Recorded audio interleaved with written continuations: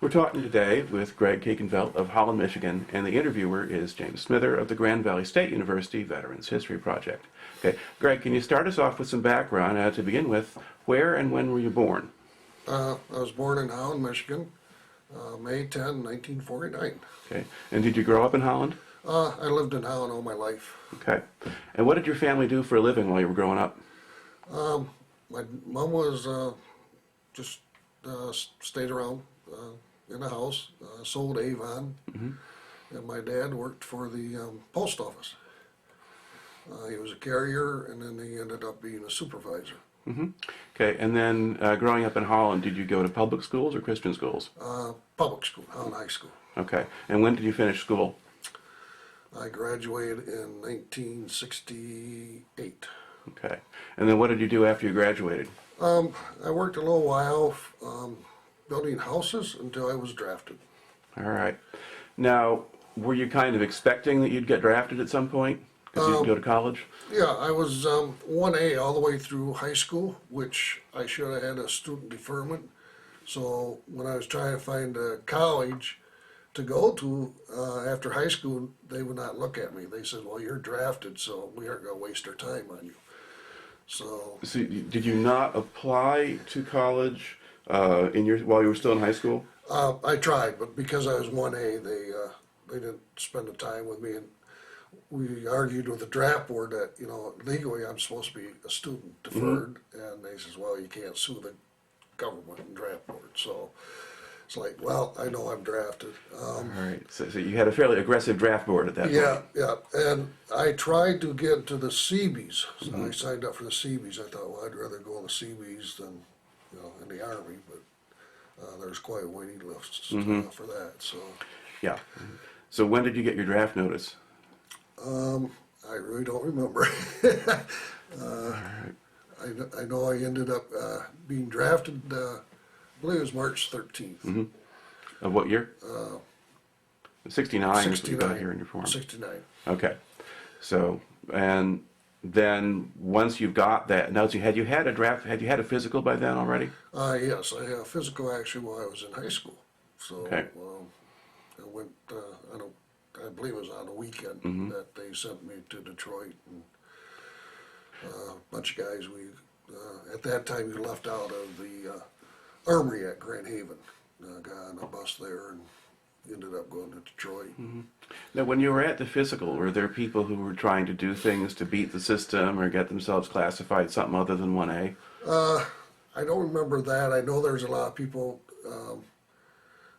just saying, they didn't want to get drafted and stuff. And then when I actually did get drafted, you have another physical. And I remember this gentleman staying behind me, says, can I cut in front of you, stand by my buddy? I said, yeah, I don't care. And at that time, they started counting off 1 through, I believe, 10. And they said, number 10, step forward. Well, he was number 10, and he got drafted into the Marine Corps. Okay. So he wasn't real happy about that. So he did get split up with his buddy.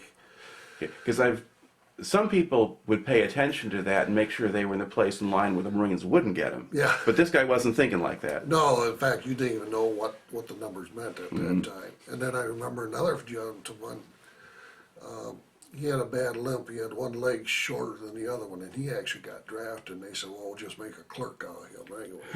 So it was a pretty aggressive draft when I got in. Right. Okay. Now, having then reported for that second physical, they send you on to basic training from there? Either that day or that night, you stayed in Detroit, and then the next day they bust you right to Fort Knox, Kentucky. All right. Now, what kind of reception did you get at Fort Knox? The typical, you're ours, forget you're a civilian, stand here on these, I believe, yellow footprints, and don't talk, and get information, and basically arrest right off the bat. Now, were you expecting that when you went in? Not really. It was just something different, but I thought, well, I'll just keep my mouth shut, and it worked out. Okay. Now, what did the actual training consist of at that point? I'm trying to think.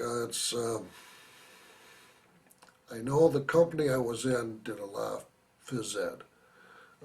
We did a lot of almost a PT test every day before supper, if I'm not mistaken. I mean, jumping over the logs and crawling over the wall and all this. Very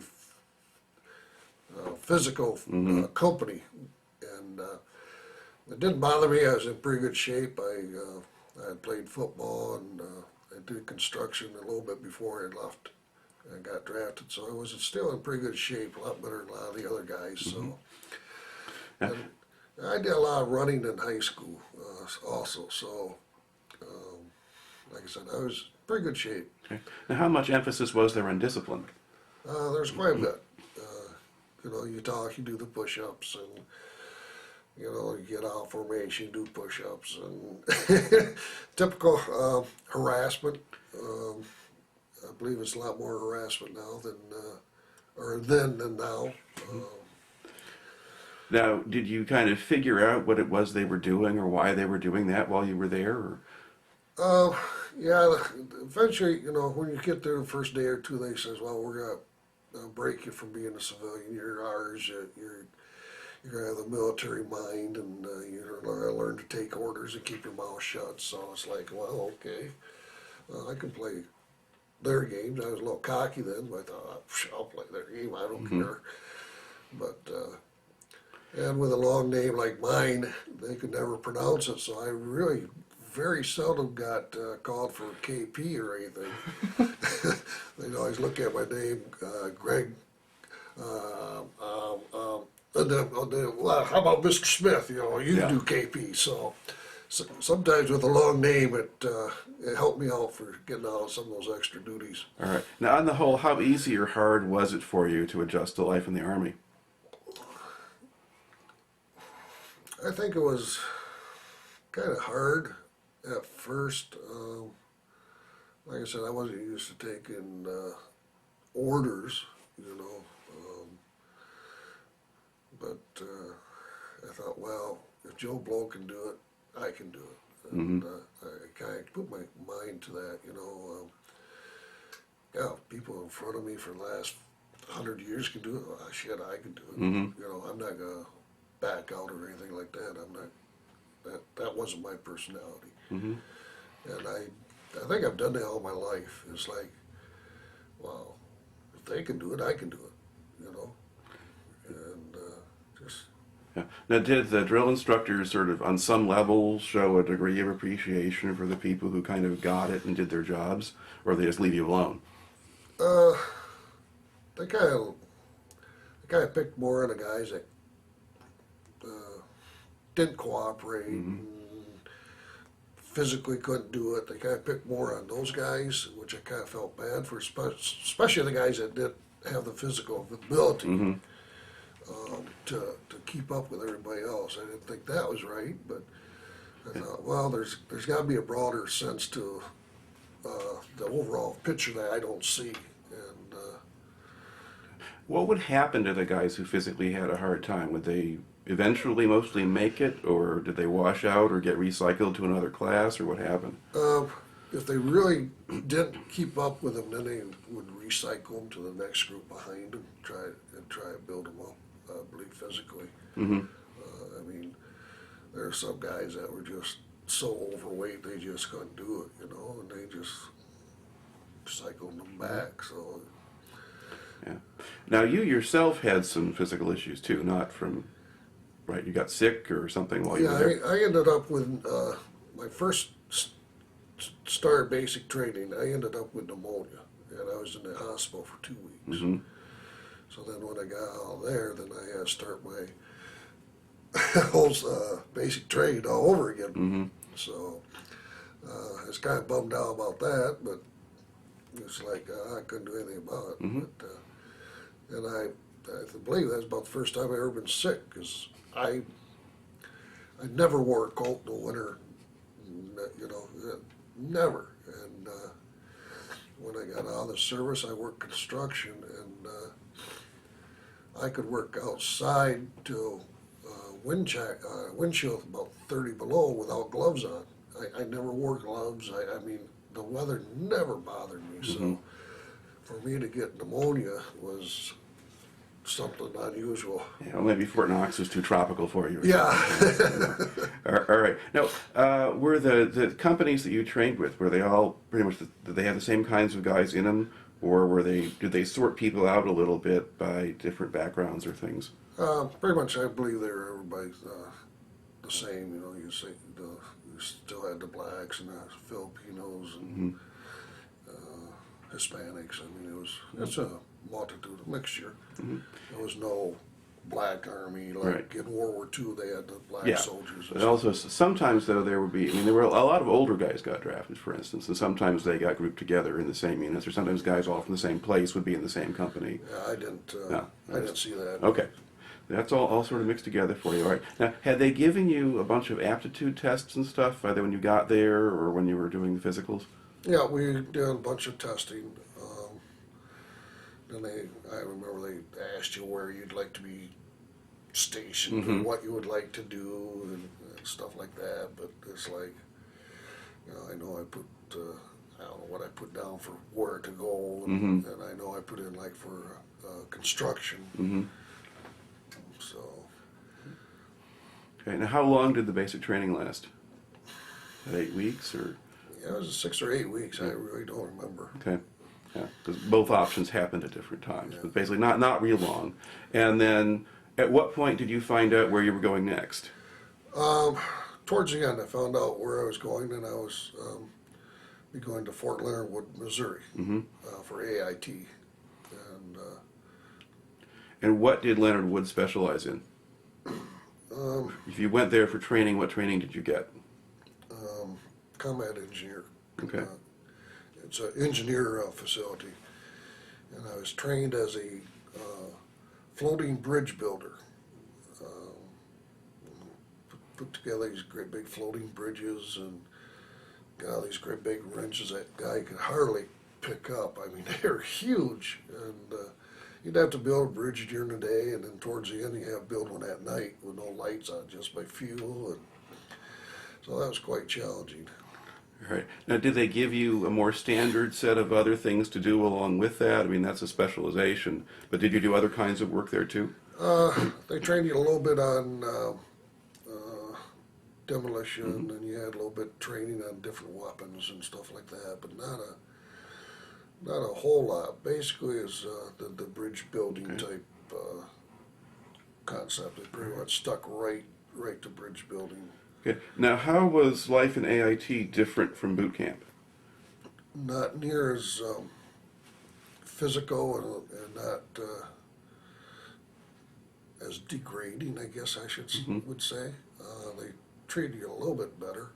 They still, gave you the orders, hurry up, stand in line, and you wait, 10 minutes to an hour to eat while you're just standing there. But it's typical Army, hurry up and wait. Right. Now, did you work a regular schedule, or were they getting you up in the middle of the night to do stuff? Pretty much regular schedule in AIT compared to basic, where they'd get you up during the night, 3 in the morning for the march, 5-mile march or whatever. And did you get a chance to go off the base? I believe so. I think we went off a couple times for the weekend. Got drunk, typical. Yeah, because there wasn't really any major city or anything around Leonard Wood. No, just tattoo shops and pawn shops and a bar, typical little. All right. Now, when you were in basic and when you were in AIT, what kinds of people were training you? And in particular, did you have people who'd been to Vietnam by then? The drill sergeants were pretty much Vietnam veterans in Fort Knox. Yeah. They say, they learned, kept getting to the, teach you, kill, keep brainwashing that in you, your enemy and kill and just kind of downgrade the enemy, just that they weren't human and, just did a real good job of brainwashing. Okay. Did they make any effort to actually explain what conditions were like in Vietnam, or did they just leave that for somebody else? They pretty much just left it. Basically, all they would do all day long is kill. You know, kill, kill, kill. You do the bayonet thrust and you know, hand-to-hand combat, and you know, they go on the rifle range. But you know, and then when you did your marches and jogging, you know, your songs, you know, be about killing and just pretty much brainwashed you. And then at AIT, did you mostly just have professional engineers, or did you have people who had been over there? I'd say a combination. We had a few people that were from Vietnam, but most of them I think were just regular, almost like a professor or college. You know, that's all they've ever done was teach this subject. And was a lot of it classroom instruction? Did you? About a third of a classroom, Okay. and the rest was hands-on. All right. So But you just spent a lot of time on the bridge building part of things. yeah. All right. Now, at this point here, but before you've gone anywhere, how much did you know about what was going on over in Vietnam? I didn't know a whole lot was going on. I didn't really pay a whole lot of attention when I was growing up. You know, at that time, Holland was a very small city, kind of a Christian city, church city. Sundays, everything was closed. I mean, you went to church, you came home, that was it. You didn't go out play baseball or anything on Sunday afternoons. So it was kind of a strict Christian reform area, and I didn't pay a whole lot of attention to it. I know I had a couple buddies in high school that wanted to, let's join the Marine Corps together, and I said, nah, I don't care to do that. You know, of course, I didn't care going to Marines, but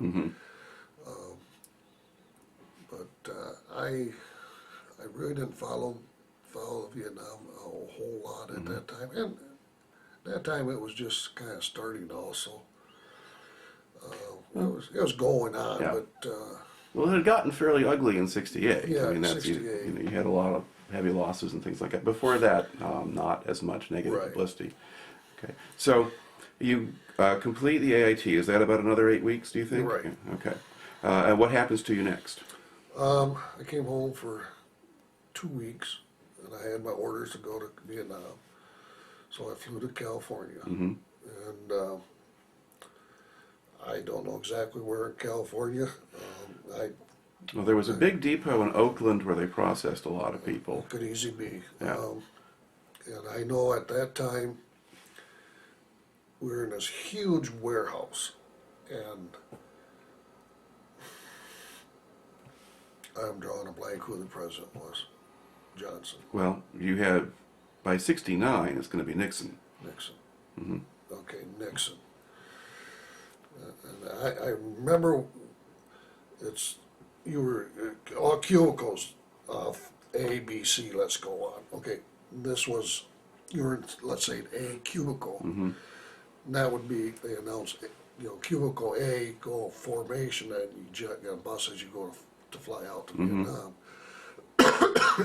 And, excuse me. Well, at that time, they said, I'm pulling out, let's say, 50,000 troops a day. But under the border, he was sending in 60,000, and he got caught. So I stayed there for 2 weeks until Congress kind of let up the pressure on investigating this. And you go out formation every day, and nobody be going. Yeah. So now, basically, were you on? This is sort of a military base that you're on at this point, or? See, I don't remember because we were confined in that building. So you couldn't get out and go anywhere. No, we couldn't. It was almost like a prison. They had MPs on the doors, and most likely the depot in Oakland, because that's where they brought everybody. and it was you know, I mean, it talked about stir crazy. Yeah. You know, I had cubicles and bunk beds and some magazines, and you lay there and get up, go eat, and lay there. And it was 2 weeks of just laying around doing nothing, and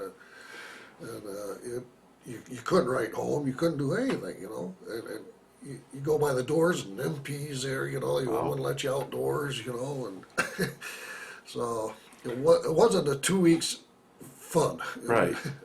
So when you finally get the call to go, it's kind of a relief then. Yeah, it was. It was like, God, let's go, get out of here. All right. And then when you flew over, were you on a military aircraft or a chartered civilian one? Civilian, Okay. So you had stewardesses and things like that? correct. And we had, I went over in my khakis. Mm-hmm. All right. Now, did you have to make stops along the way, do you think? We stopped in Hawaii to refuel. Yep. There again, we got off the plane into a warehouse while they refueled and got back on the plane. So I got my feet on Hawaii, Yep. but I never saw Hawaii. Into Hawaii. All right. And then you stop anyplace else? Or is No, it- Okay. no, just Hawaii and then right over to Vietnam. And where did you land in Vietnam? I would say Cam Ranh Bay, but I'm not exactly sure on that.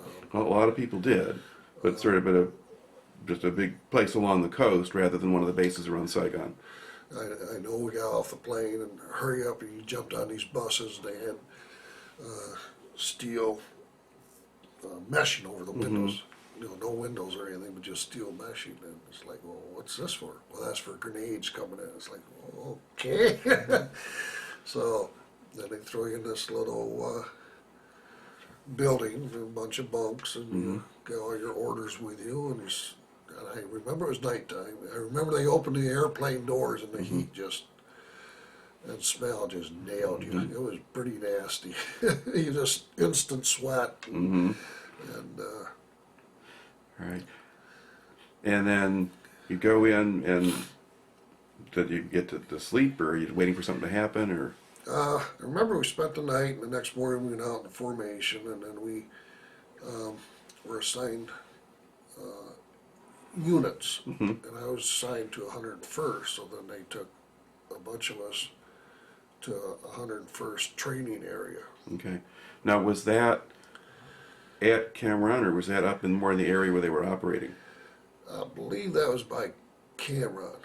I don't think it was very far away. And we spent 2 weeks there training. They gave us, you know, the jungle fatigues and weapons, and we'd go on night patrols and day patrols, and I remember we crossed this. We were on this bridge, a great big bridge, and it's like, oh, there's no water, and what the heck's going on? And it started raining, and well, we come back, and we're going on this bridge, and there's about 3 feet of water going over top this bridge. It was a floodplain below us. Well, of course, nobody tells you I had my wallet, I had my pictures and everything else in there, and everything got soaking wet. Well, they don't tell you you're supposed to wrap everything in plastic, you know, or put in a, you know, to keep stuff dry. So, number one, ask. Now, at this point, do you know whether or not you're going to be sent to an engineer unit, or are you just going to 101st Airborne and you don't know after that? I just was going to 101st Airborne. Okay.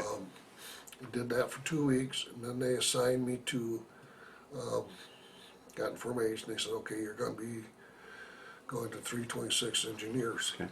Now, in that sort of training school thing, were they teaching you about sort of enemy tactics or how to deal with local population? I mean, what gets included in the curriculum? You're patrolling, but what else? They have booby traps and tripwires. They kind of show you how to find this stuff and get you back into, if you get ambushed, what you do and stuff like this, just to kind of refresh you. Because when I went to Fort Belvoir, we had a little bit of that. Okay, you went to Fort Or Belvoir. not Fort Belvoir, Leonard Wood. Fort Leonard Wood, Okay. excuse me. Okay. We had a little bit of tactics, but because I was an engineer, I didn't have all the infantry training. But when I was in when I was in Vietnam, then they gave everybody a refresher course, even though whether you're engineer or infantry. Right, okay. Now, do you think, in looking back on it, that that course did you any good? Yeah, quite a bit good. But I remember once we got done with this training, we got information. There was a couple guys from Fort Leonard Wood with me, and I remember they said, well, you're going to the engineer unit, 326, and I don't know their names, but I remember that you're going to this company, which is mortar companies. And they said, well, we were trained as bridge builders. Well, we need mortarmen. You know, and this guy was sent to infantry company. So basically, your AIT didn't do anything once you got in country. Right. They stuck you where they needed you, and I stayed into engineer company. But when I got to my company, first they send you to headquarters, and from headquarters they sent me to B company. Now I got to B company at Camp Evans.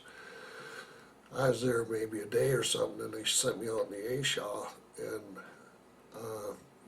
my platoon squad leader and stuff says, well, you're going to be a demolition man. It's like, well, I've only had a couple, 3 hours training. He says, you're going to learn. So, all right. Let's to go through the process. How did they get you? Did you go up to Camp Evans first and then out from there? Was that the sequence? right. I went to headquarters company. For the battalion, yeah. Right, at Camp Eagle. Okay, Camp Eagle first. All right. And how did they get you up there? Did you fly up, transport helicopter, or what? I think we went on like a deuce and a half on a convoy. Okay, but did that get you from? If you landed at Cameron, Right. that would have been a long truck drive. We stopped at Benoit. I think it's in between there. Well, Benoit is over by Saigon, Okay. and I know we stopped from somewhere for the night. yeah, there's places like Da Nang Yeah, it and could have been. in Kenan and Phubai, and there's a whole assortment of places up Right. along the coast. I know we went by convoy from there to. Okay, but you went by truck up Highway 1, pretty much. Yes. Okay, so you get up there, and then what kind of reception do you get? You show up at the battalion headquarters or whatever, and They just say, well, you know, you're going to be going to B company. They need replacements. now, at what point did you get a weapon? I didn't get a weapon until I got to B company. You got all the way up in the field Yeah. to join them. Okay, and then how did they get you out to B company? Were they in? Did they fly you at that point, or? I want to say I grabbed a chopper, Okay. a resupply helicopter, or something from battalion to B company Okay. at Camp Evans. All right, so you get out there, and what were they doing at the time you joined them? When I in the ASHA, Yeah. I was sent out to camp or fire base rendezvous, and at that time they're just starting to dismantle rendezvous, and because of the monsoons. Once the monsoons hit, you can't get over the mountains into the ASHA because of the rain and the fog and Right. everything else. Do you remember your first impression of the place when you got out there?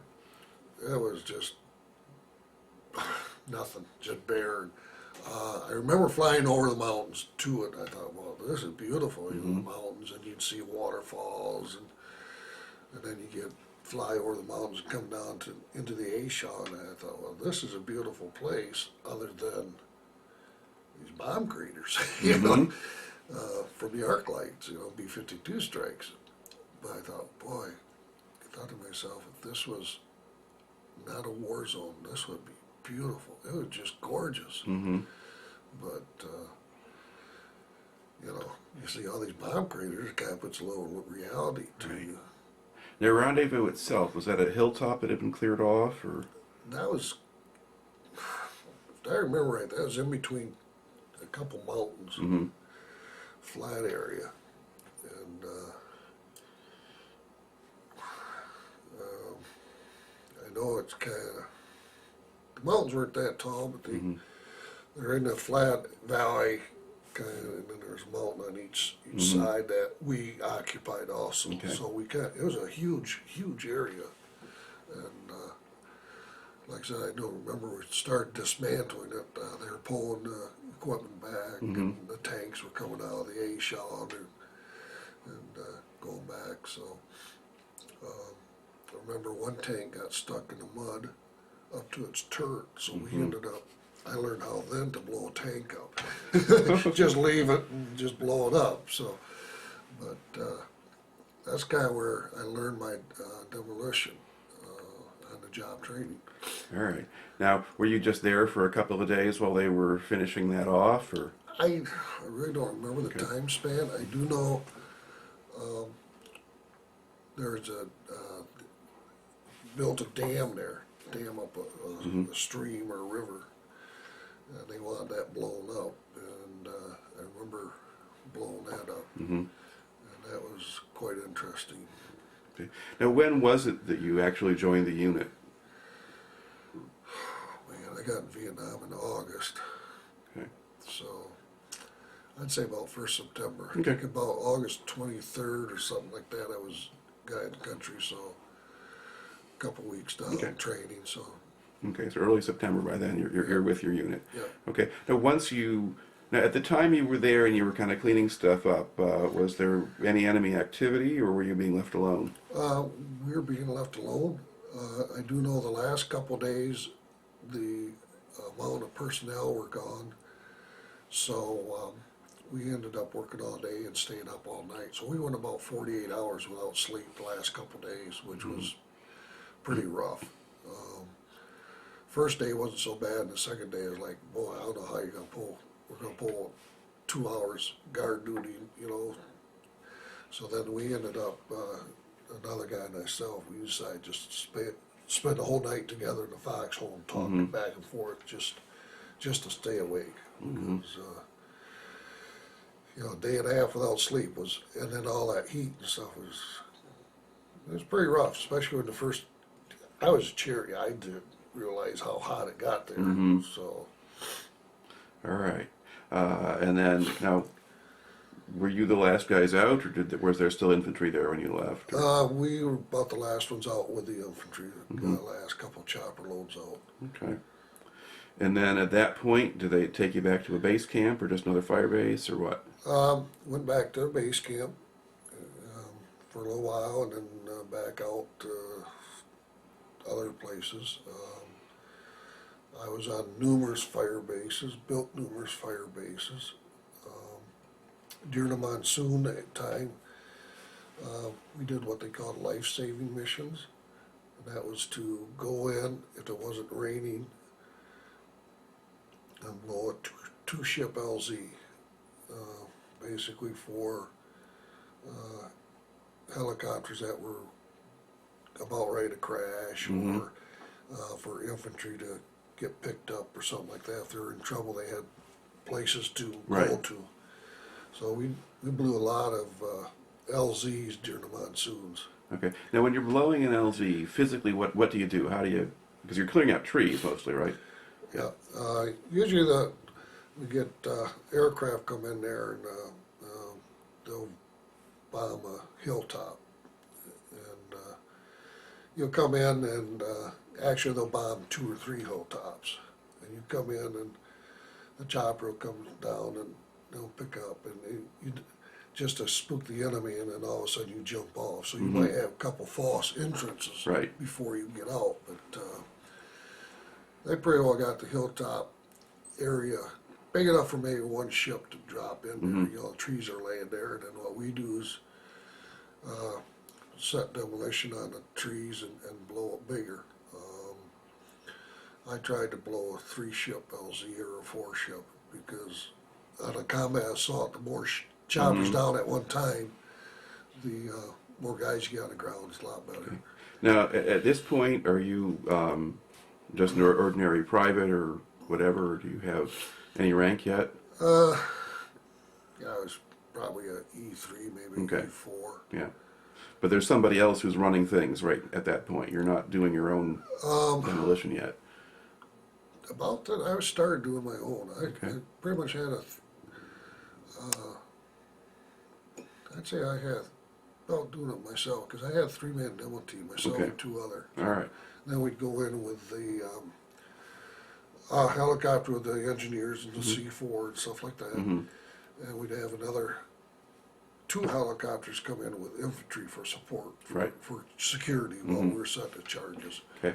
Now, during this phase here, when you're going in the monsoon season, you're making so it's sort of like a day trip kind of thing. You go in, knock some trees down, go home. Yeah. Now, did you encounter? Did you get shot at while you were doing that?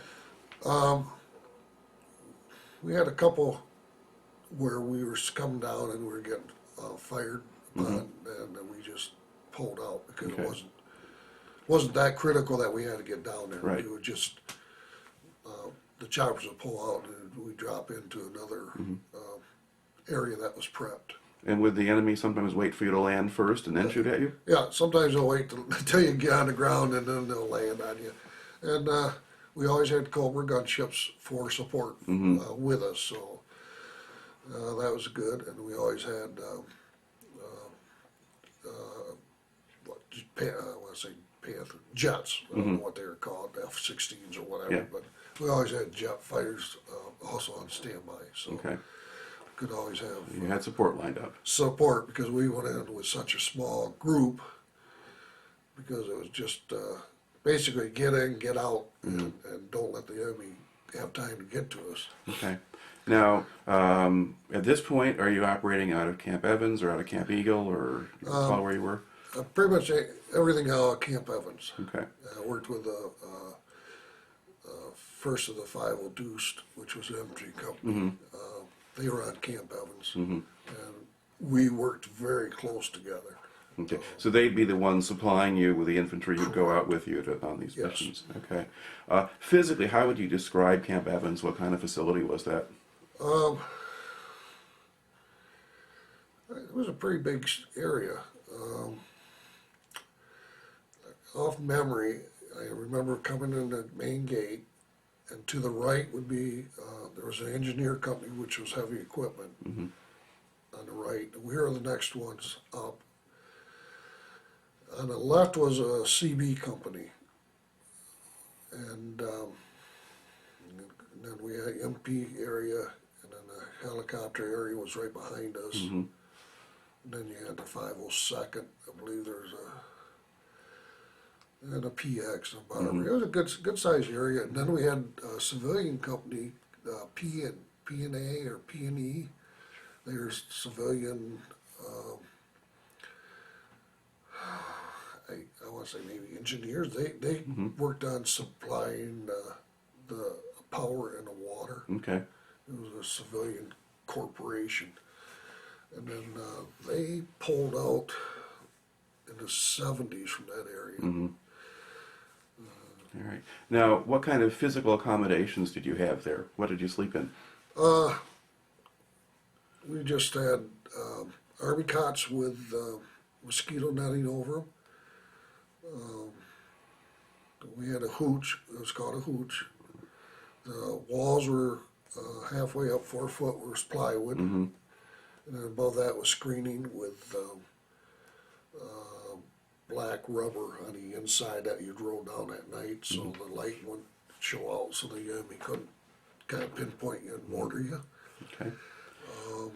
And then outside the hooch were all 55-gallon barrels filled with sand. So mortars come in and outside the hooch and blow up, the barrels would catch the shrapnel.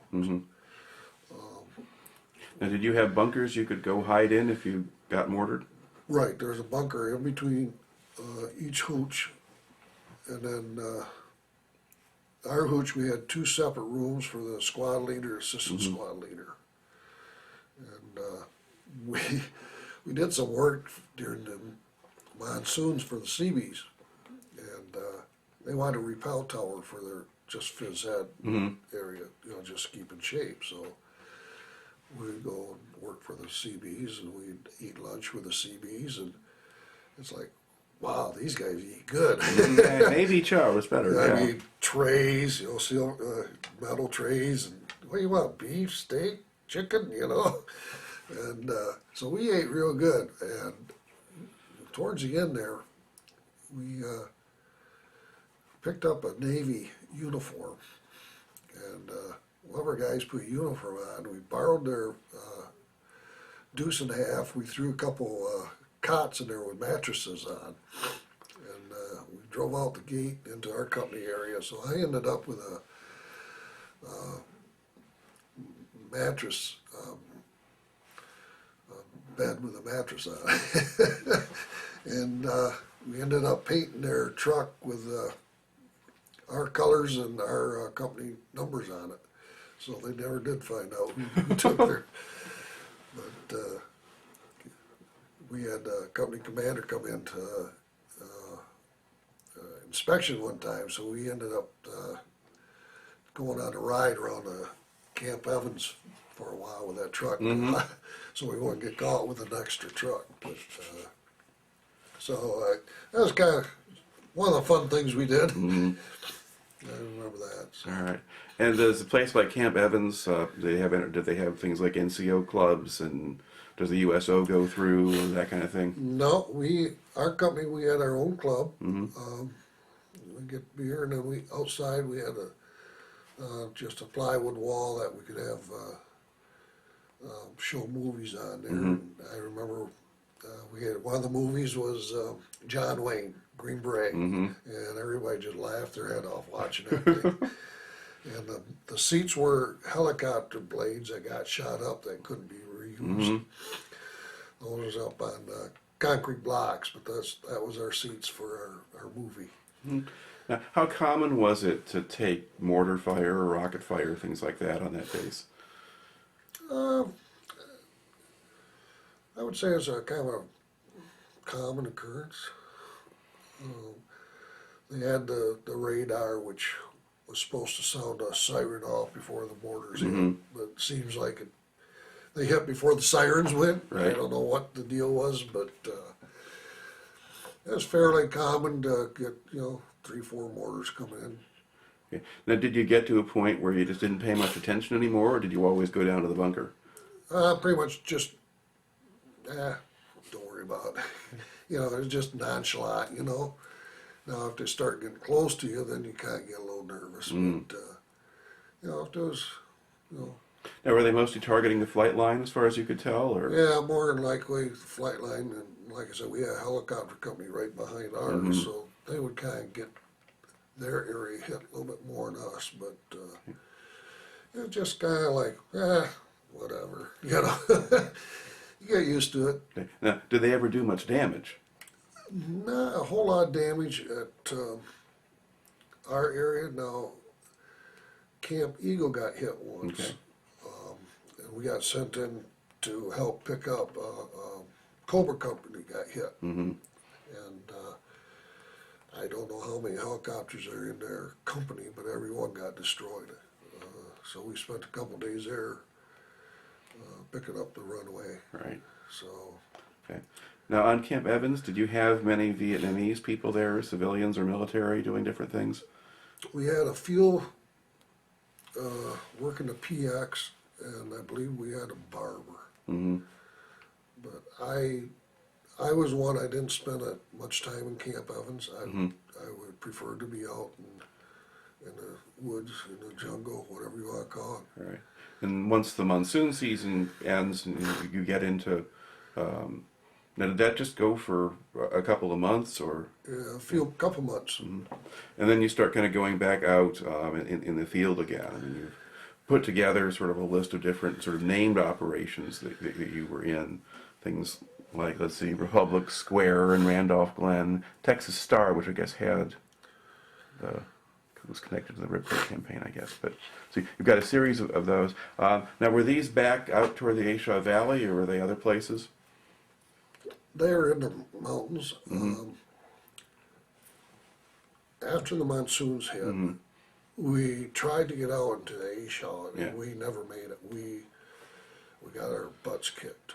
I'll be honest with you. They had fortified the Aisha in the mountains, just ungodly. And no matter what we tried, we just got our butts kicked. And, now, did you go on some of those missions, or were you just kind of wait back for something to happen and then then didn't go?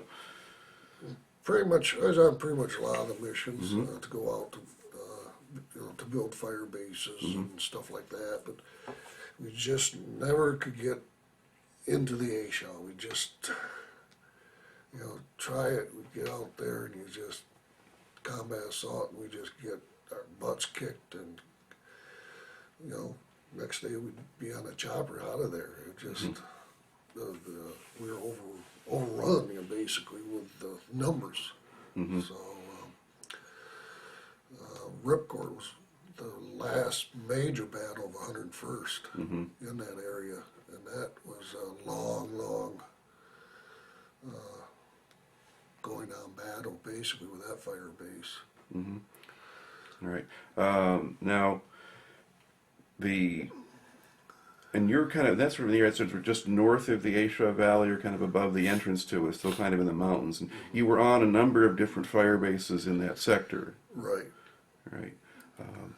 Now, so you were on Gladiator, which was very close to it, as well as Ripcord and so forth.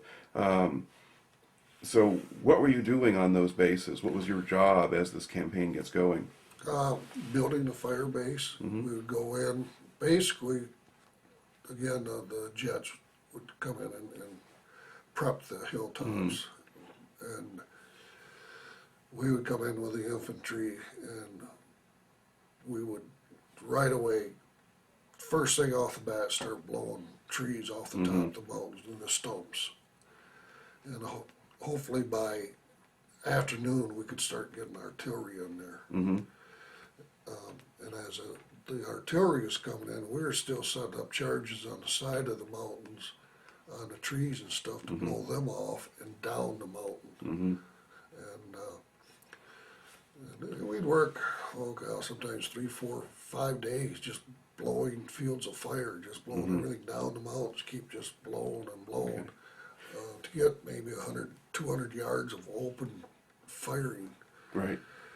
And after that, then we would start stringing up the tangle foot and the bob wire and stuff like that. So the first few days, all you had for protection was basically a foxhole, and maybe we set up a couple ponchos at night for shelter to crawl underneath, and no bunkers or anything. So. Okay. And then, was this a period when the enemy might be shooting at you from the other hillsides, or? Yeah, we would catch mortar attacks off and on, as you're working. So then you just try to run to a foxhole and dive in. Okay. Now, some of these hilltops, weren't they pretty rocky? Wasn't it kind of hard to make a foxhole, or would you just blow one up? They're pretty hard. You would use now Ripcord was terrible rocky. I blew a lot of foxholes there. We'd call it in for shape charges, which looks like a funnel. And it stands up on 3 little legs. It's a 2-piece deal, and it stands up about 10 inches off the ground, and it points up, and the blasting cap's on the top. So when you set the charge off, it inverts. It'll blow a hole in the ground about 4 foot deep and about maybe 8 to 10 inches round. And then you would drop in a crater charge on top of that, throw some dirt in there, blow that up, and that would make a foxhole about 4.5, 5 foot deep. And probably, I'm guessing, about 3 foot in diameter. So you just blow a bunch of those. And so. All right. Now, Ripcord operation starts, it's kind of in the spring of 1970, so monsoon's over and you're out there. And so when were you out there helping build it? Was that April, or? April 1st was, actually I think they had a combat assault in March. And they went off it, and then they had another combat assault April 1st. Right. And that's where I lost my best buddy. And at that time I was on Gladiator, which at that point we were building that fire base, and we had artillery there trying to support them.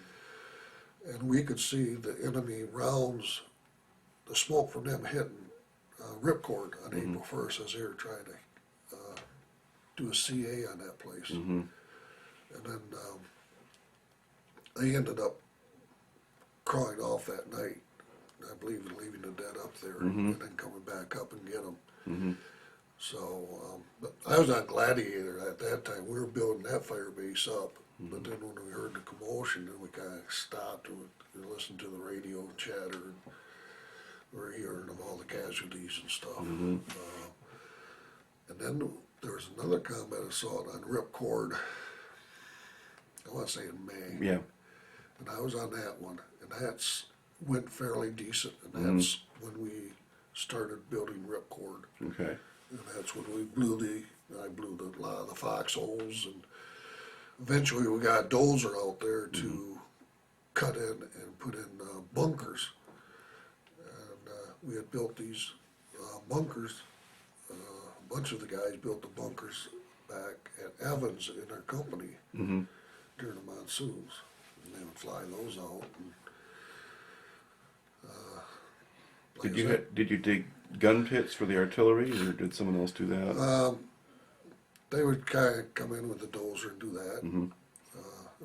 Originally, they would just set them right on top of the mountain. Yeah. And then a day or two later, when they get a dozer in there, they'd cut in a gun pit. So, but we built, and I believe camp headquarters company and an A company, and everybody built bunkers during the monsoons. And I know, I believe Firebase Catherine and stuff, we had bunkers put in there, and you just put 2 layers, 3 layers of sandbags on top of them and carry them, and you'd have 3 or 4 connected together with sandbags, and then entrances, stairways. Right. Now that kind of bunker, what sort of fire could that protect you against? Pretty much anything. They're pretty well secured and heavy duty. That I mean, like an artillery shell or something might still cause some problems if it had a direct hit. Yeah, I think artillery would be pretty hard to destroy it. They were built 8, I believe they're 8 by 8 corners, and then they had double layer of 4-inch oak. Okay.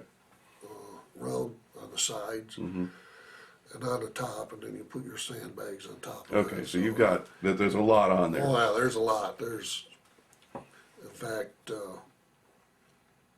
when we pulled off some of these fire bases, then we just pretty much took a lot to destroy these bunkers. Because that's the other side of it. Most of these fire bases were places that we would occupy temporarily and operate out of there for a while and then evacuate and blow the place up on the way out. So you build them, but then you've got to dismantle them or destroy them. On the way back out. Now, when you were on these different bases and so forth up here in the mountains, were you ever on a base when enemy ground forces tried to attack it? I was on Gladiator for sure. I know one. There was another one I was on. I do not remember the name, but I know we had to call in Puff. And can you explain what Puff was and what it did? it's a C-130, and it has 2, I believe, 2 miniguns, and it will. I do not know the rate of fire. I want to say like 5,000 rounds a minute or something like that. But it's several thousand per minute. And it will circle the fire base with a continuous stream of fire, gunfire. And it will drop out watt, there's a million candle power flares. I guess that's how you pronounce them. So it's brighter than daylight. I mean, it actually hurt your eyes. And they would just, in your positions, you would have a radio, each foxhole. And then they said, when Puff came in, they just said, bunker down, heads down. And you just let Puff do the work. And it's just terrifying to see these tracers, because every 5th round's a tracer, and it's just constant. Yeah. So it's like having a stream of light coming down from the aircraft down to the ground, pretty much. Yeah, it is, and it's just, and how it can be so accurate by circling like that, I don't know, but it was So that was one of the scariest moments I had. And it was, like I said, you just got your head down just in case there's a bad round coming or something. But, Now, were you ever close enough to any of the B-52 strikes to see or feel any of those effects of those? my buddy and I, yeah, we had a B-52 strike come in. They said, well, everybody in their boat built foxholes. And it's like, yeah, whatever, it's going to be done. And we're sitting up on the side of the hill, and you just start feeling the ground shake, and all of a sudden, it's like thunk. And, it's a whirl and a thunk. We look in between us, and there's a piece of shrapnel, probably 6 to 8 inches long, that went between us into the mountain. And I mean, this B-52 strike is down in the below us quite a ways. Needless to say, we got in the foxhole. And at this time, this kid never smoked and never drank. And after that, he started smoking and drinking, and you couldn't stop him, either one of them. I mean, I have never seen anybody shake so bad all my life. I was scared, but he was just... Now, could you feel the vibrations from the impact of the bombs, or was it just a straight piece of shrapnel or whatever? You could, the ground would rock. Yeah. It was just like unbelievable. It's just hard to explain some of this stuff. It's unless you've been there to witness it and stuff like that. It's just kind of words out of my mouth. But until you've been there to feel it, and like I said, when that shrapnel came whizzing in and sticking in the dirt, it's like that thing's way down there. You can barely. It's out of sight almost. It's so. Now, did you ever get to see any actual enemy soldiers, alive, dead, prisoners? Some dead ones. At night when you got hit, all you saw was muzzle flash. So,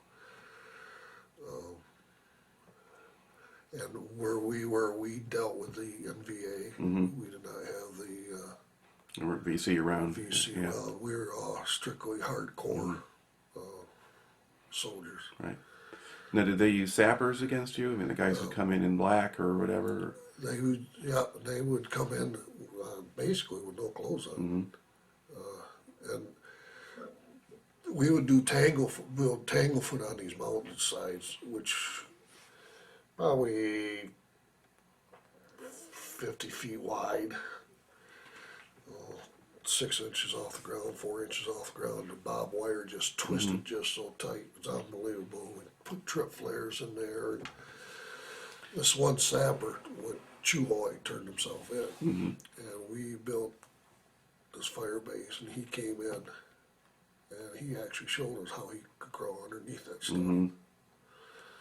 Just a little bag of bamboo sticks. We prop them up, and it took him forever just to go a few feet. But it's like, holy smokes! And we thought nobody'd get under this stuff.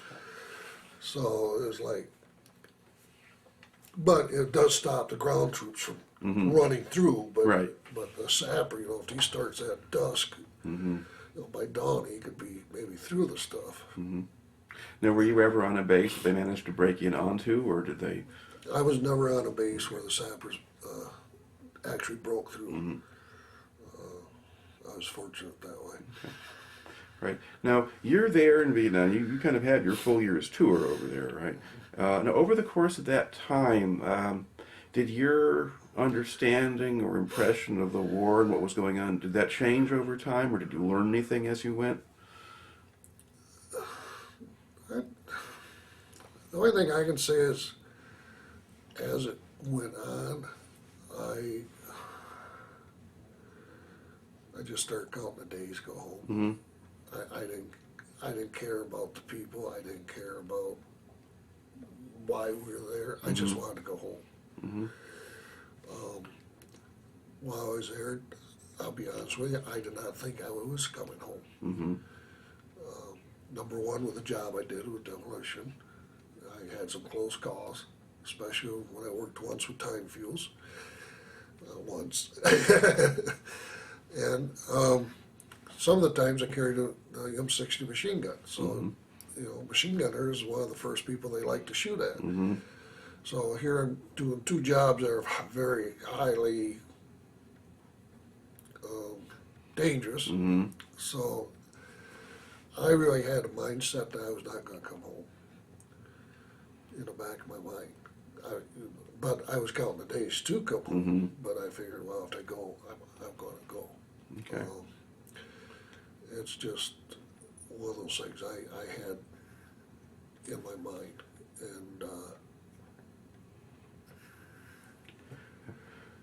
And maybe that's why I took some chances too. I don't know. All right. Can you explain the incident with the time fuse? What was that, or what happened with that? We were blowing an LZ, and I was usually used deck cord, electric blasting cap Blasting. Okay. to start it off, and the deck cord could go beyond that. Well, they sent out time fuse. Well, you cut a chunk off, you light it, you know, with your lighter, and you time it. Okay, burns, you know, 40 seconds to do a foot, so you figure it all out. It's supposed to go off in, you know, 4 minutes. Okay, 10 minutes go by, it's not going off yet. Okay, you wait your half hour, all right? Okay, do I check it or what? You know, so it's just start to get up from under the cover and it blows. So I said, I will never, ever use time fuse. Don't even send it out because I'll send it back. I won't even go on a mission. It was just, so. All right. Now this tape is about ups. Okay. Tell me a little bit about sort of the mental and physical wear and tear that you experienced over the course of a year there in Vietnam. Physically, did you get hurt at any point from either what you were doing or enemy fire or anything else? I got cut up once. We were working on the fire base, and somebody fell and let go of a roll of concertina wire and came down the hill and pretty much cut up my arm and broke my nose, and I ended up going in the back, and I was out for about 3 or 4 days. My whole arm was all sliced up. Concertina wire is like razor blades, so it's pretty wicked stuff. Yeah, so it's sort of in a way nastier than conventional barbed wire because the whole thing is sharp. It's not just the individual barbs. Right. Yeah. Yeah, so it did a good job on me. In fact, I still have a broken nose from it. I never had that fixed. Nose is a little crooked. Then on Fire Base Ripcord, I was blowing a foxhole, and I was in another foxhole, and I don't know how it happened, but a good-sized rock came back and got me in my right hip. And, you know, at that time, I'm 21 years old. It's like, oh, man, you know, and you're just walking off, and you're black and blue for a while and stiff. And now, 40-some years later, I'm got a little trouble with the hip, and a little pain, and you know, now and then I have to use a cane because of, you know, it just doesn't want to move. Now, with all the blasting and stuff that you did that affect your hearing too? Yeah, I pretty much ruined my hearing. I use hearing aids. I want to say 2005, I think I started wearing hearing aids, and I'm on my third set. I keep losing a little bit more and more every time it goes in. So. Okay. Now, another dimension of things in Vietnam, the sort of the standard policy was to rotate men in and out of units on a regular basis. So, if you over the course of a year's tour, the personnel in your own company and your own platoon and squad is going to change over pretty much 100%. Now, part of the idea there was that the old guys could train the new guys and you'd have a good mix the whole time. Now, did it work that way for you, or were there problems with that kind of system? It did not work for me. I was in the field till just about the day, maybe 1 day, 2 days before I came home. We had a black first sergeant, and all the blacks that came into the company he would give rear jobs to. Mm-hmm. So then they said, well, do you want to extend 2 weeks to get early out and teach all these new guys? Mm-hmm. And I said, no, I'm not going back out there with a whole platoon of cherries. I have never seen combat action. I said, I'm not going to do it. So I just did my 6 months stateside duty, which I found out was the most boring time of my life. Right. But then while you were with them, when you went and you joined the unit, I mean, they showed you what to do, right? Mm-hmm. Okay. And then did you do that for guys who came into the unit over the course of that year? Or did you have pretty much the same group the whole time? Pretty much had, in my squad, I pretty much had the same guys Okay. with me all the time. I usually had the same 2 guys with me. We usually worked in a 3-man team, doing LZs, demo work. And then when we did the fire bases, there was a whole squad or platoon. But then I still did, I was in charge of all the demo work. I seemed to pick up a good knack on that. And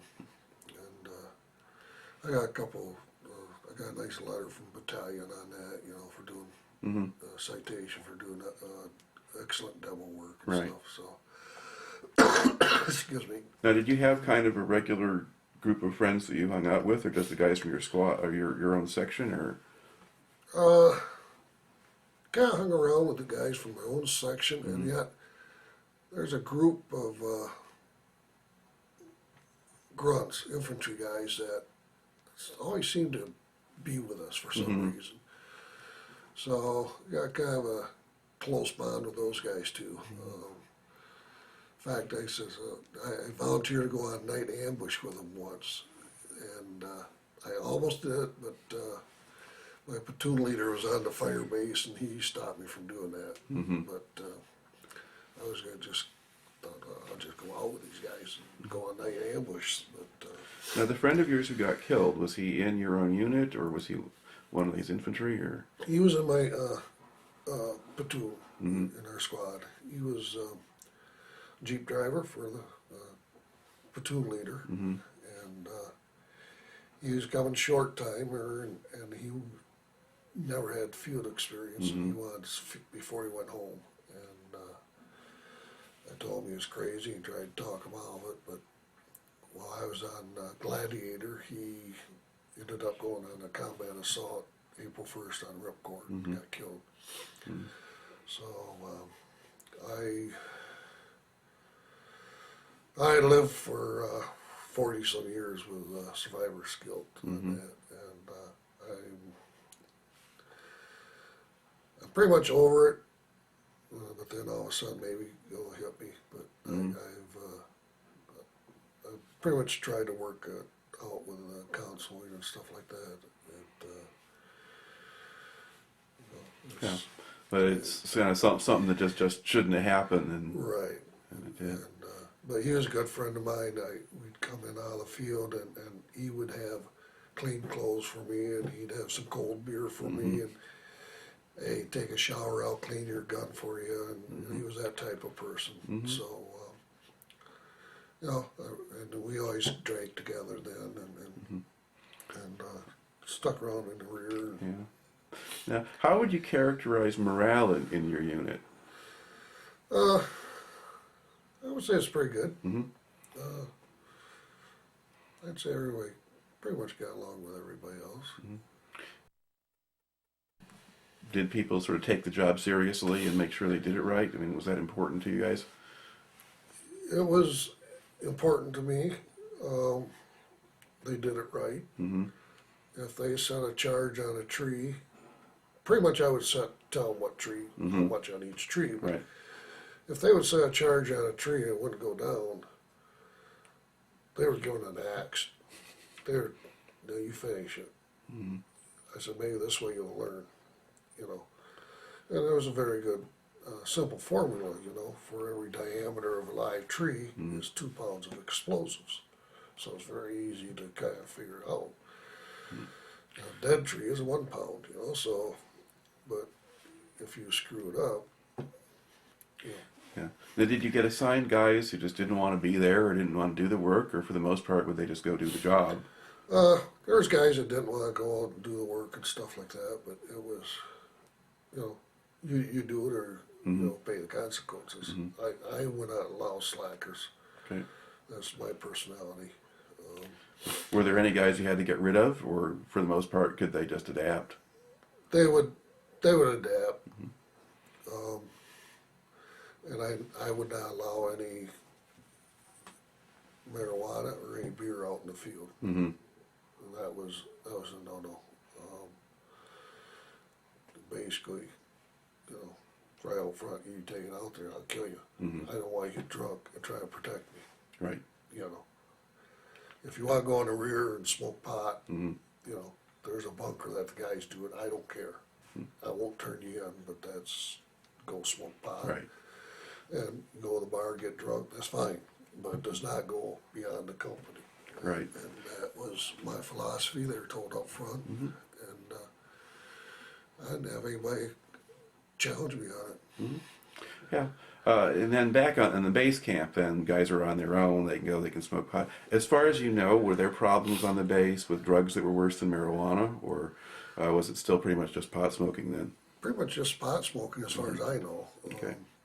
Like I said, there's this one bunker that all the potheads went on, and hey, that's fine. If you want to do that, go ahead. The farther away you can be, fine with me, because I got sick just smelling that stuff. Yeah. It's got that sweet, pungent odor. It's like, God, I can't imagine how you can smoke it. It just upset my stomach. So just go away. Yeah.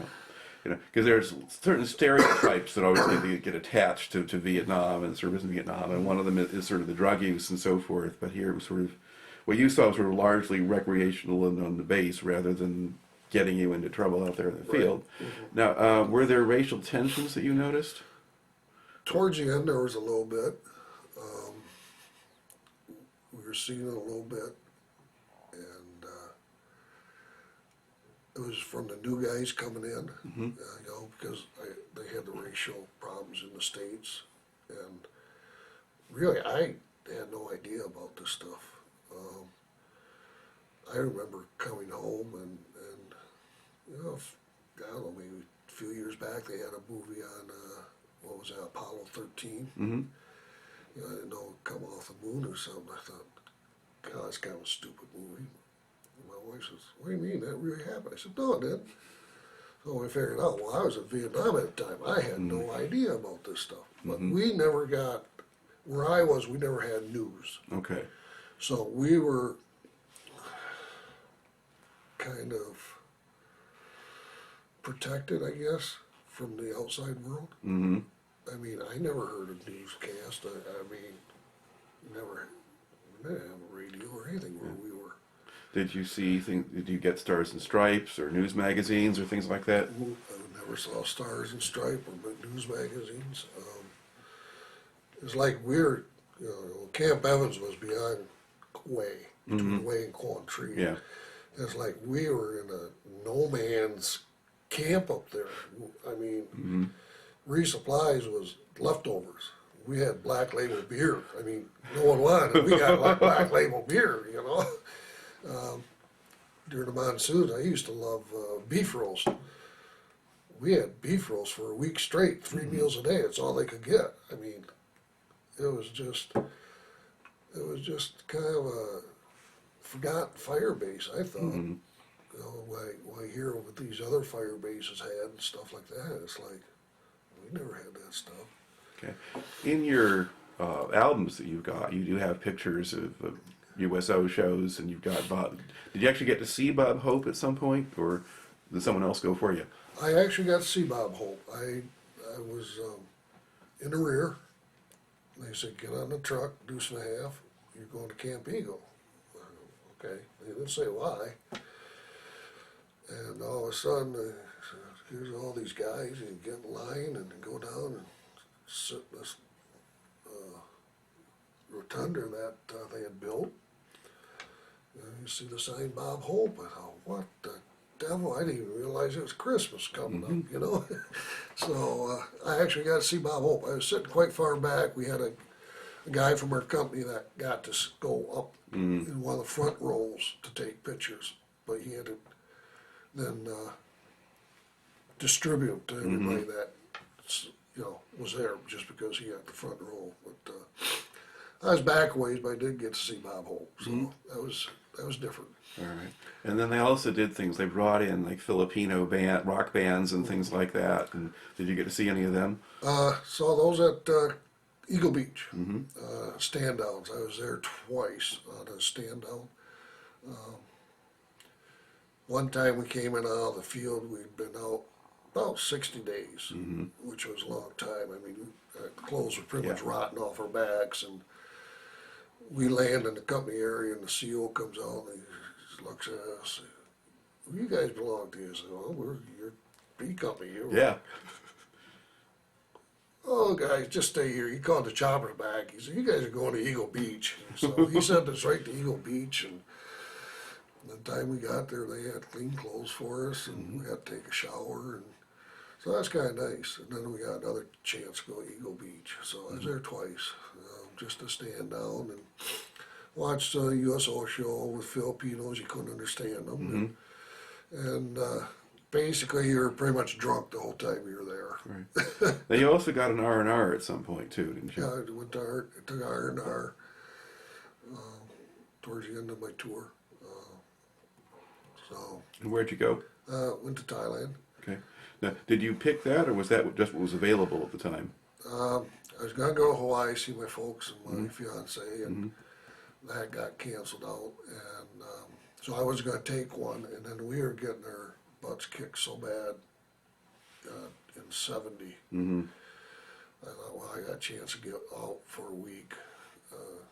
I would just go someplace if I can. So it was a spur of the moment deal to go there. But like I said, it was just I did not plan on going there. I just thought I got a chance to get out of here for a week.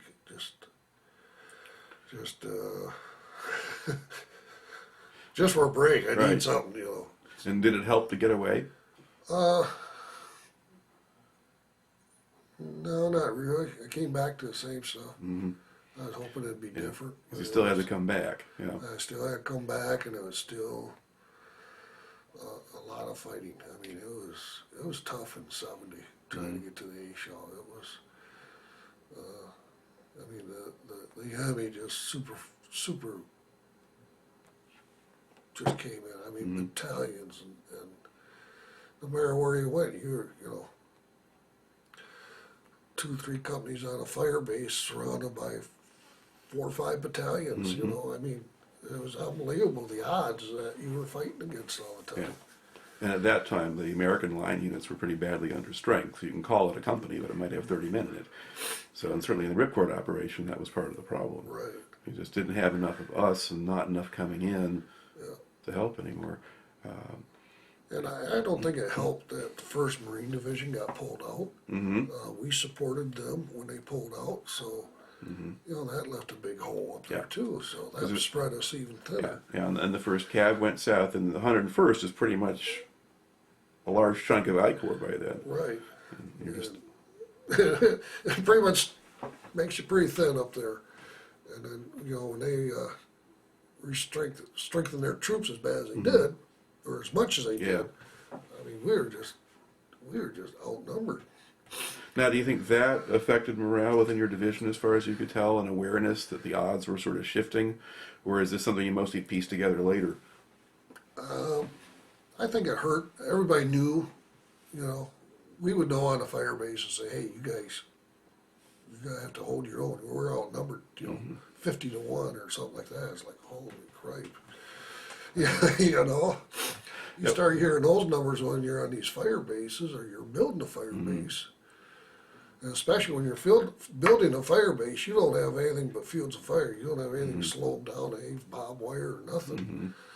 And you're here, you're 50 to 1 or 101 odds against you guys. It's like, do we even have enough ammo up here for this kind of stuff? So it plays on your mind. It's like, so like I said, it's like, I guess I'm not coming home, Yeah. How much communication did you have with people back home while you were gone?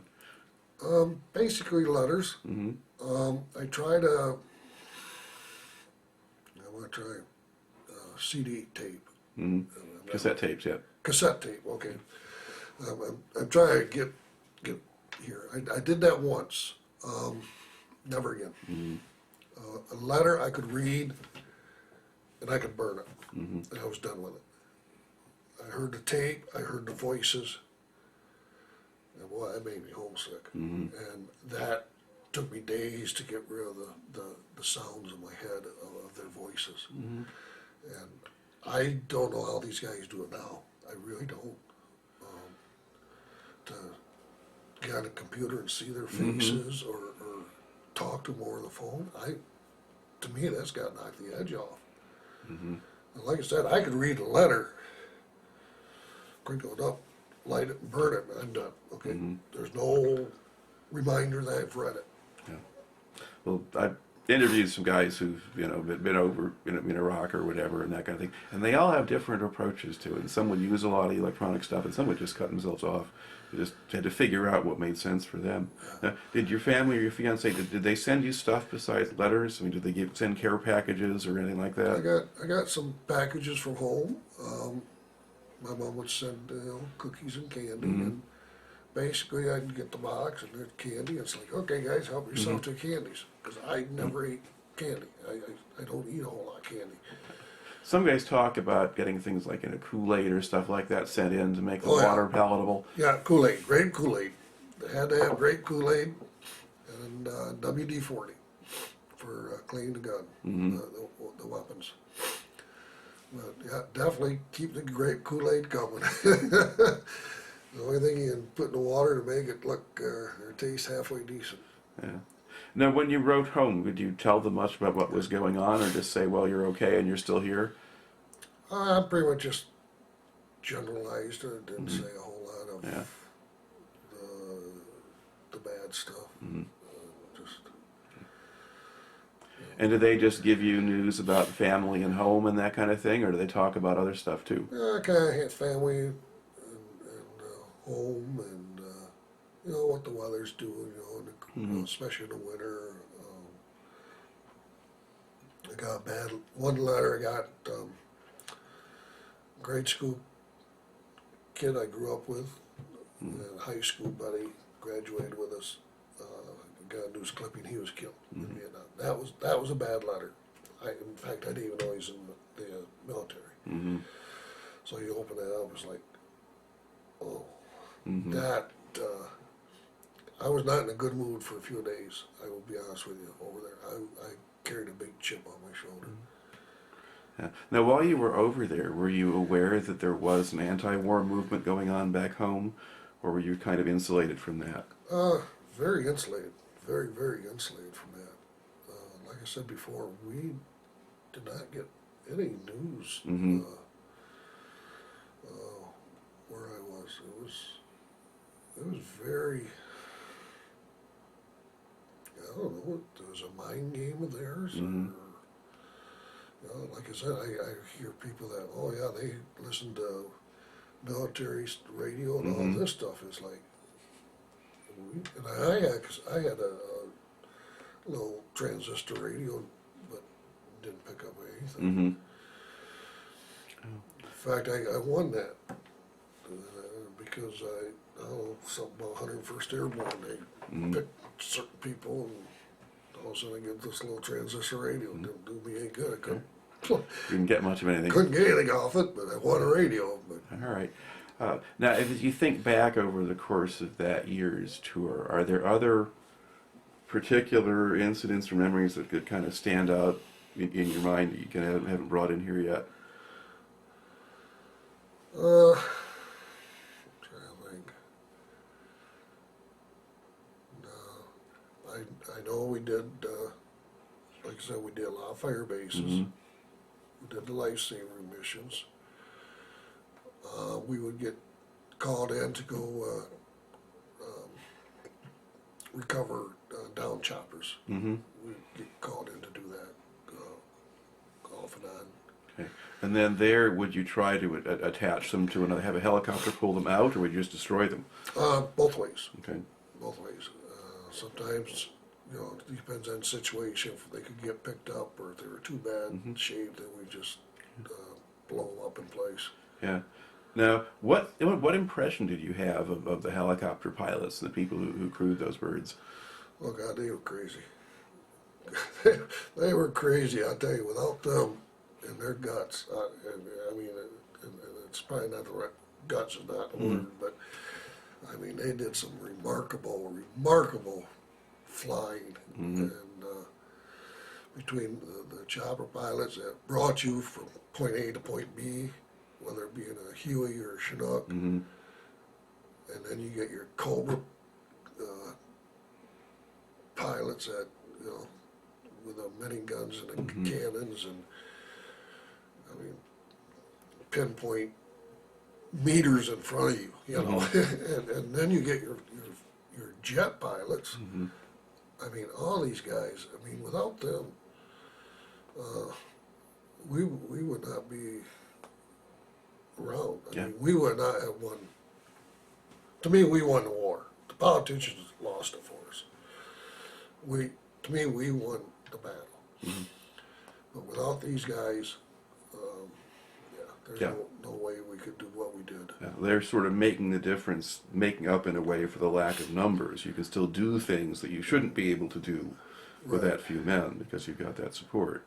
And it's not like World War II where you had the lines and you went forward and fought the enemy, and then the next group fought the enemy. The enemy was all over, and then when you got the jungle, you had to go look for them. I mean, the jungle was so huge, and I know a battalion of people, so it's kind of hard to hide, but yet there's no front lines. It was search and destroy, and once you found them, you had to go in and get them, and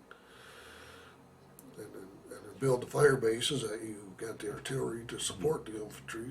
So the pilots were great. They were. Now, what did you think of the officers in your company or battalion? Did you see much of them at all, and what impression did you have of them? Most of them were decent. We had a couple, what we call shake and bakes. You know, our OTC officers that I didn't think a whole lot of. They wanted to go by the book, and you know, the shortest distance from here to here is a straight line. Well, yeah, but you're out in the open. You know, we don't do this. You know, or and then we had one officer that I put in for desertion. We hit a hot LZ and he did not get off the ship. Or ship, I call it a helicopter ship. Yeah. So he stayed on, and I got a radio. You know, when the fighting got done, I said I want desertion papers on so and so, and I got back to the company, and he wasn't around. So what happened, I don't know. But that was not good. Now, did they rotate the officers more frequently than you guys? I mean, did you have different company commanders and things? Company commander, we had two of those, and I don't know what the rotation was. Yeah. And I had two platoon leaders. I think those were like 6 months tours. But the company commander, I don't remember what their tour was, but I know when I first got there, he was Chrisman was my company, and I don't remember the company commander of the second one, but I know, like I said, if I got there in half a tour or what, but we did have two of them. Yeah. Well, typically an officer they got moved every 6 months or something like that. So, yeah. But it's made it harder sometimes to connect with them if they're not there so long. But a lot of times you were just kind of out with just your own section, right? You kind of go out, and so there are not officers around anyway. Right.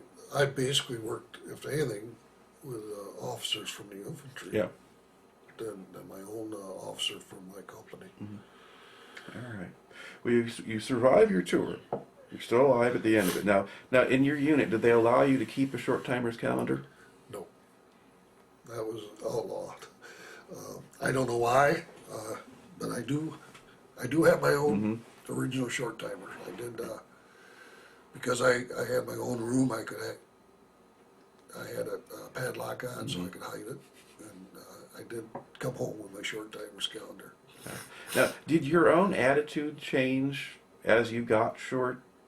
Just the way you did things or went about things in the last month or weeks or whatever? Or because you were in the field the whole time, did you just keep doing the same thing? I pretty much did the same thing. I knew I was getting close.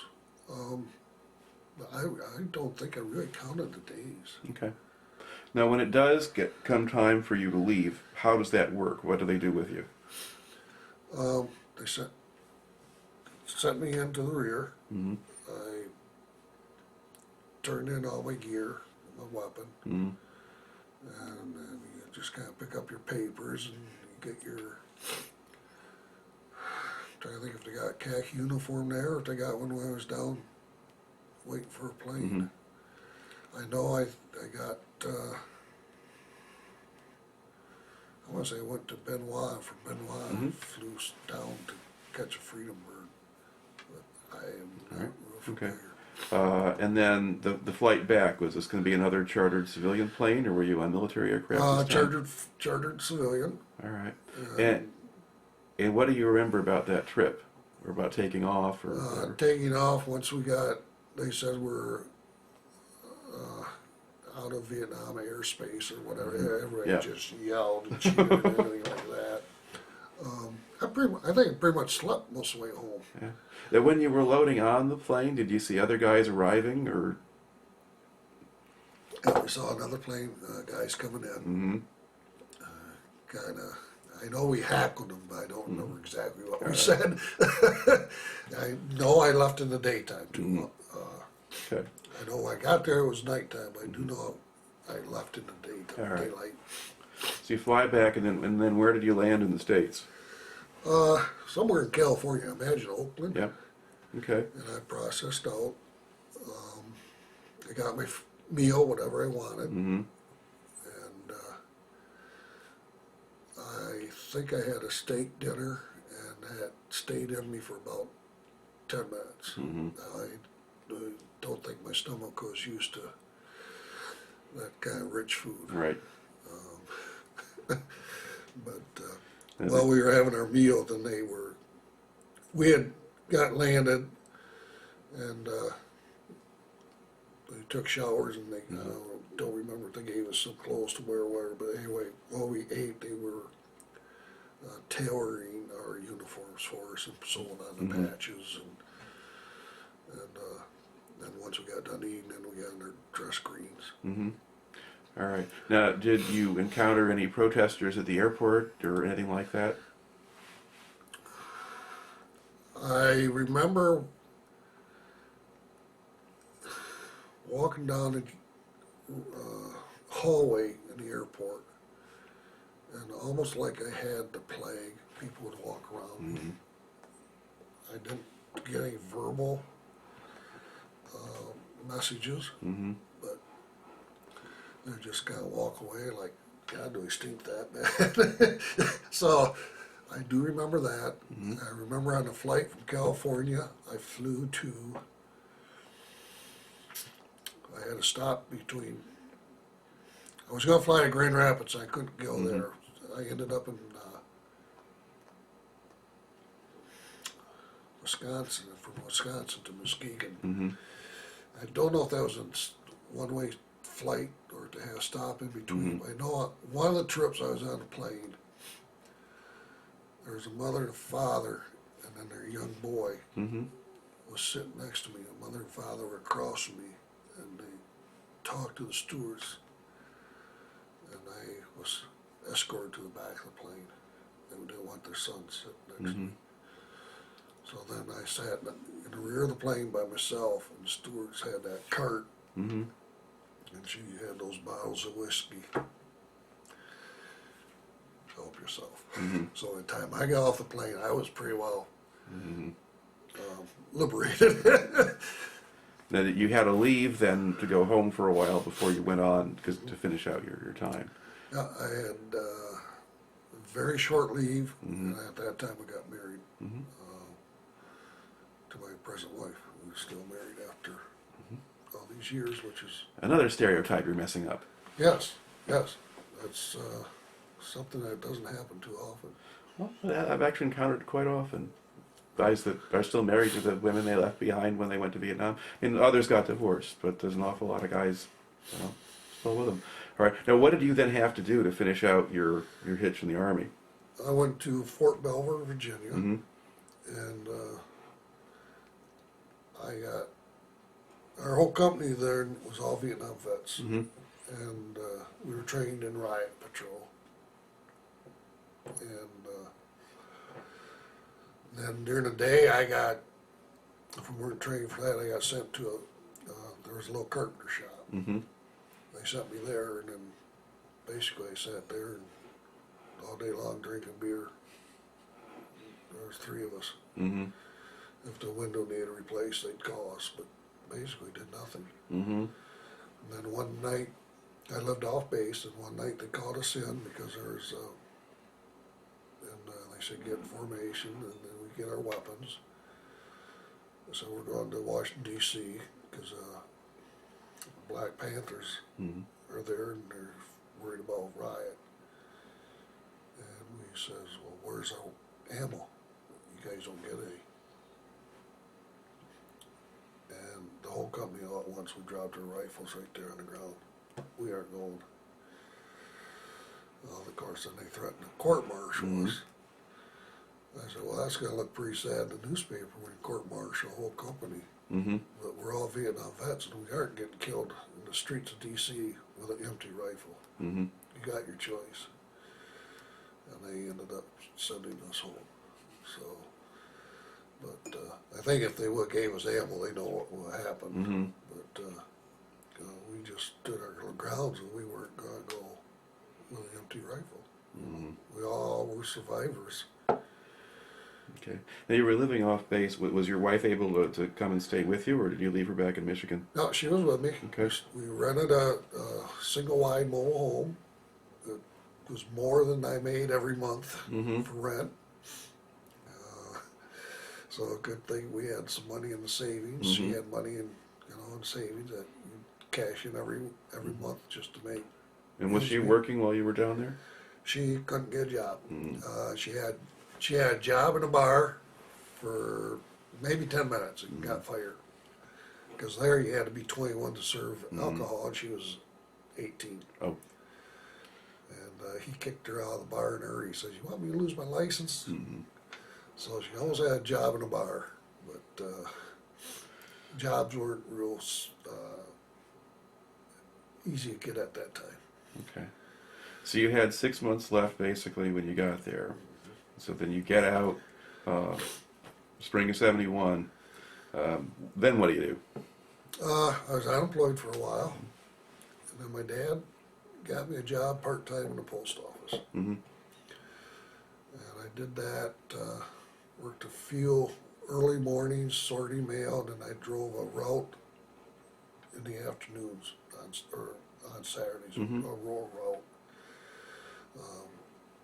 So I did that part-time, and then I finally got a job in construction, building houses and stuff. Mm-hmm. And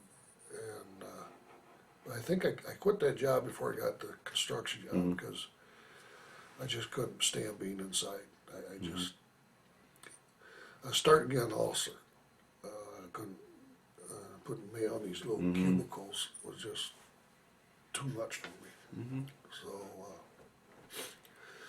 I ended up getting a job in construction. Worked that for about 20 years until he retired. Mm-hmm. And there again, I did a lot of work by myself. Typical Vietnam person, loner, working by himself. So. Now, at a certain point, you got diagnosed with PTSD, and sort of when was that? That was in about 2002, 2003. Started having problems with the nightmares, the flashbacks.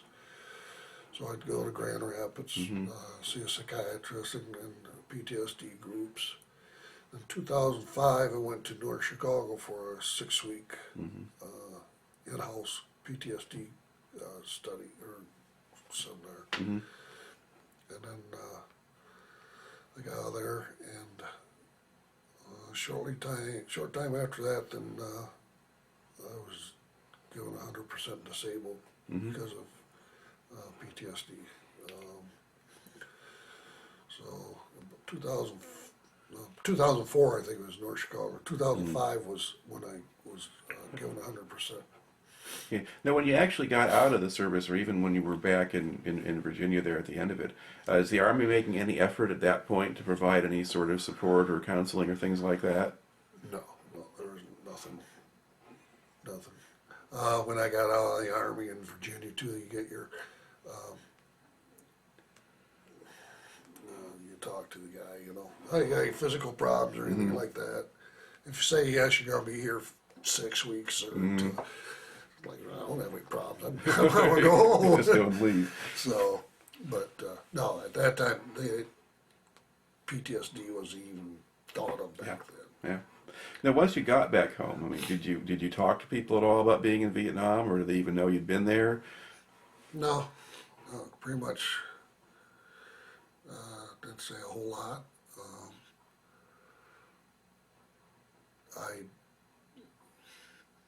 I think I knew in my heart I had a problem. I knew something was wrong, but I didn't dare say anything because I didn't want to get locked up because I knew I'd go crazy. So I kept my mouth shut. You know, I was like, you put me in jail, I'm done. I got to be outdoors. You know? But in the back of my mind, I think I knew something was wrong. And then as the years went on, I think it stayed the same till all of a sudden it was like I had no control over it. I had the nightmares, night sweats, you know, the flashbacks, and it's just 2 hours sleep a night. Okay. And sort of 30 years after the fact, a lot of it too. Yeah.